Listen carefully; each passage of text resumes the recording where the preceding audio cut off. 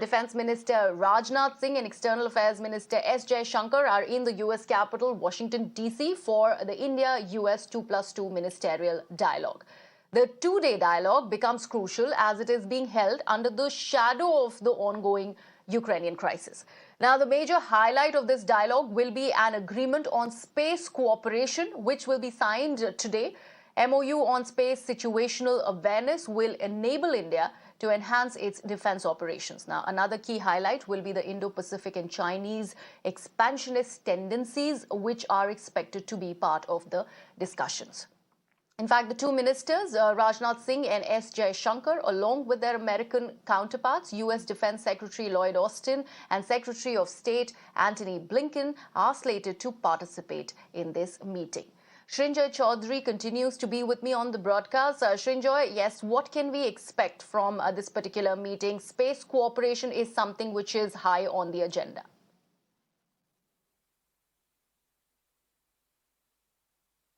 Which is going to be the big takeaway from this meeting. There will be a virtual meeting between President Biden and Prime Minister Modi. And that meeting is the first one since the fighting in Ukraine began. So America has had a different view from India. Though both countries are close friends, there is a clear difference of opinion in as far as Ukraine is concerned.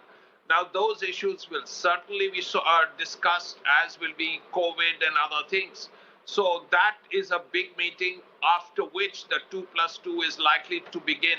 And you're right, the space situational agreement is actually crucial. It's an agreement that India is looking forward to signing. And signing that will help India because there are now thousands and thousands of satellites in space. India has lots of satellites in space, communication satellites, other satellites, and so on. Now, this agreement will help India to know exactly where their satellites are, where the other satellites are, and one day this could have defense applications. Besides that, naturally, the Ukraine will be discussed, as you rightly said, the Indo-Pacific and China will be discussed.